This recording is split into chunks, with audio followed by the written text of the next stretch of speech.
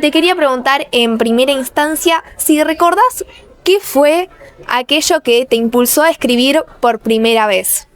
Lo que me impulsó a mí a escribir fue la historia de mi madre. O sea, mi mamá tenía la costumbre de contarme muchas anécdotas de su infancia y de su adolescencia en España.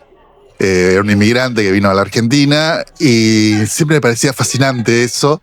Y de chico jugaba yo a ser escritor que escribía las historias de mi madre. Eso por un lado, y por otro lado la historia también del perro de la familia. Tenía un perro que se lo llevó la perrera. En las 70 había una institución que era la perrera y que nunca más volvió. Y había leído Platero y yo, y como el Platero y yo era la historia de un muchacho que recordaba a su burro, yo decidí escribir un libro contando la historia de mi perro. Esos fueron mis comienzos como escritor. Sos periodista y en Sí. los últimos años has tenido una presencia muy notable en lo que tiene que ver con la literatura contemporánea. Sí. ¿Cómo fue tu paso como periodista, digamos, desde el paso del oficio, del día a Sí. día, a llevar lo que vos pensabas a la ficción?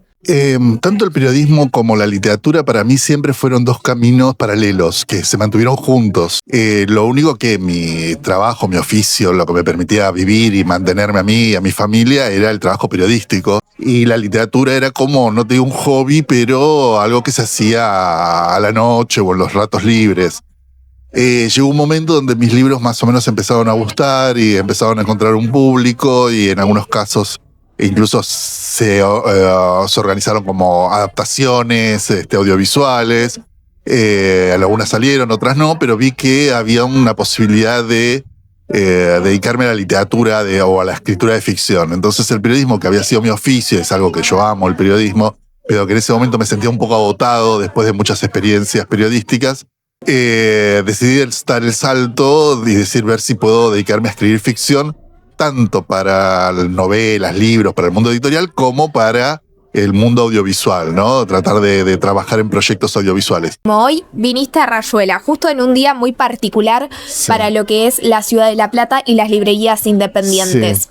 ¿Cómo ves tu participación acá? ¿Habías visitado ya anteriormente la ciudad de La Plata? Sí, había visitado la ciudad de La Plata a actividades literarias, a presentación de libros, no en librerías, pero sí había estado en la presentación del Centro de Excombatientes de Malvinas de acá de La Plata. He estado con ellos en la presentación de un libro que tiene como tema el tema de la Guerra de Malvinas, pero no había estado en actividades literarias en librerías. Para mí es una alegría hacerlo acá en Rayuela y haber coincidido con la Noche de las Librerías en La Plata.